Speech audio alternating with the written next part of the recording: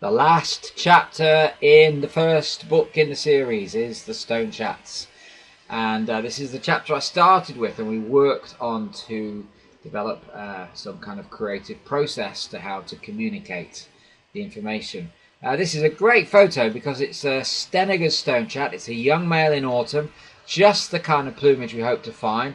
I think there's been at least 3 young male Steneger's Stonechats in northwest Europe in the autumn now, 2 of them confirmed by DNA. And look at the rump pattern, not what you expect from a Siberian type Stonechat. Well done, Andrew Hardacre in Hong Kong, for this and other photographs. But this takes me back, this shot by Nigel Blake, taken just along the road from where I'm sitting now at Flamborough Head. It was in the 3rd week of October, I think, and there was a white-throated sparrow, a North American species that people had come to see, and I was happy to see that. I've seen lots of them in the States and 1 or 2 before in Britain. But I was also keen on this Stonechat, and I got Nigel to photograph it. And this, I think, is a Hibernans. It's a male, trickier to age the European Stonechats, Hibernans and Rubicola, in autumn. But just look how rich the feather fringing is on the upper parts of this bird, and how it just has no white in the rump at all, even though it's a male. That, for me, makes it a pretty good Hibernans. But see the book, see Ray's illustrations. I've tried to lay out criteria for separating many Hibernans and Rubicola, if not all of them. Here's another example. Male Hibernans on the left, male Rubicola or Rubicola on the right. Again, you can't do all of them, but I think you can do quite a few. Where the Rubicola, the continental birds, they look like they've got a kind of silvery shadow above the top whenever I see them. Just a field impression, but it also seems to be caught on Tom Tams's photograph. Here, 2 females on the left, the Hibernans, the British and northwest France, and I think the western edge of Portugal. You get the Hibernans, I called it Atlantic Stonechat, and then the continental Rubicola. There's the female, and you can see it has that kind of paler appearance. Here's a young male continental Stonechat Rubicola, very typically with something of a white rump pattern with these large black spots. And there you can see the underwing coverts. And it's an intriguing subject because they are blackish, but they're often surrounded, more slaty than jet black, and surrounded by pale fringes. But it's important that you see what they actually look like. Here's another examples of continental Stonechat Rubicola. Again, you can see the variation in the rump pattern in the autumn. Some males have quite a lot of white, some males have a little bit of white, but also see the colour of the fringes here, how they're paler and more straw coloured than on the male Hibernans.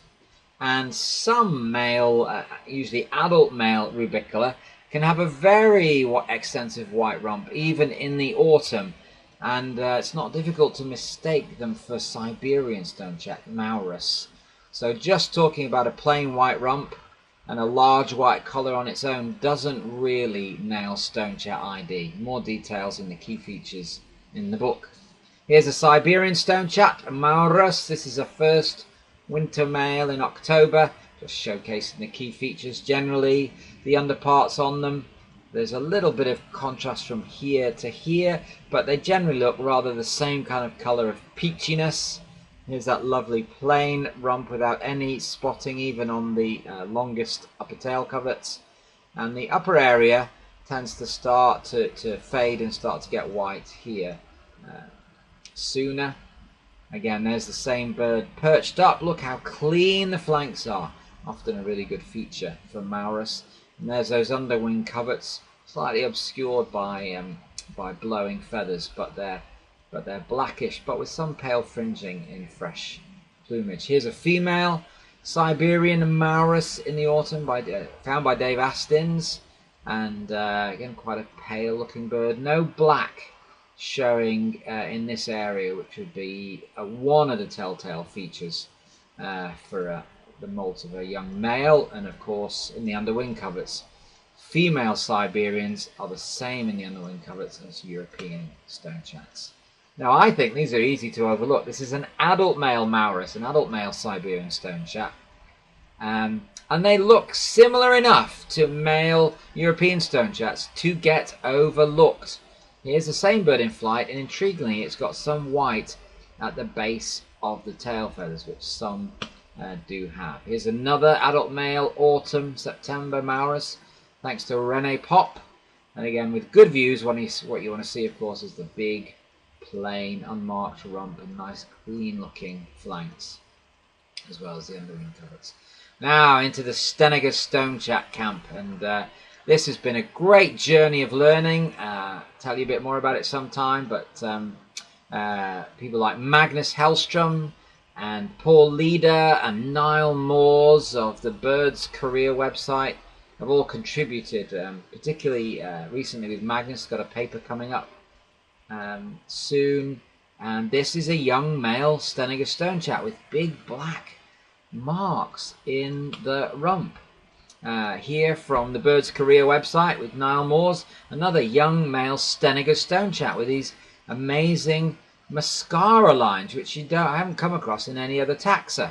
And now here's the kind of icing on the cake for me. So this young male Stonechat was found at Spurn in East Yorkshire in late October by Lance Degnan. He clocked it as a dark bird. Thought this is one of these darker Siberian Stonechats back in 1993. And it was trapped. And if you look at the photographs by John Hewitt, boom! Look! There's the Stenegas Stonechat feature. I'm convinced that this is one. And just on the field description, which we'll put up here at some stage, and also by that key pattern. Here's some of Paul Leader's photos for you of young female Stenegas Stonechats. See how dark the rump is. Tends to lack so much of the white band and is more restricted than on the Maurus, the Siberian. And again, the markings over the eye are much more reduced, like European birds. There you have the same two birds, rump and tail feathers. Not all Stenegas have the blackish marks in their tail coverts, and some of that is detailed in the book and furthermore in Magnus's paper. And there's an adult male Stenegas. I mean, look how much orange there is here. This would be easy to pass off as a European Stonechat, don't you think? And then finally to the Caspian Stonechat, subject that has caused me some head scratching.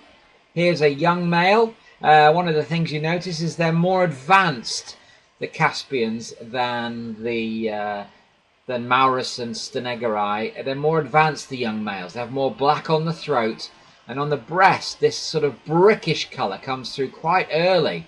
And even if you haven't seen the tail, I would start to suspect a Caspian if it was a young male that was looking advanced like this. Now often when they're perched up, you can't see the white. In fact, it can be very hard on them to see any white pattern, and the Caspian could easily be passed off as something else.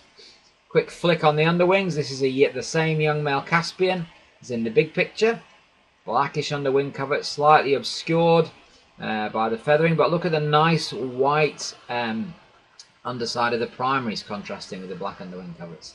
This is a male Rubicola, continental Stonechat. Blackish underwing coverts, but except for the inner part, which is paler. Here's a lovely photograph by Josh Jones of a young male Caspian on the Scillies. And again, can you see it's a little bit more advanced than Siberian at the same stage, and also this bricky colour starting to come through earlier. A variation, the tail pattern's intriguing.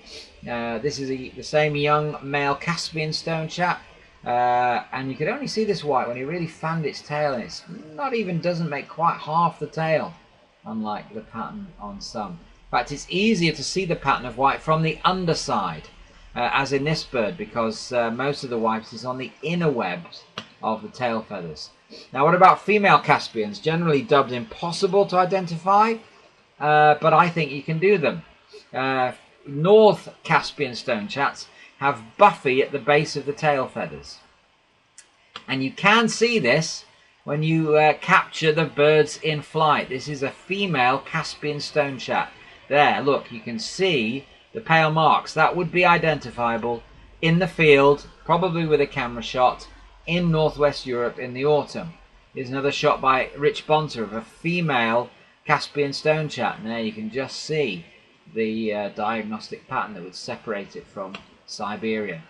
And here's the final enigma of the book, really. This is the tail feather from a continental stonechat, rubicola, a male, undocumented, with white base of the tail. You know my strapline, there's more to be discovered.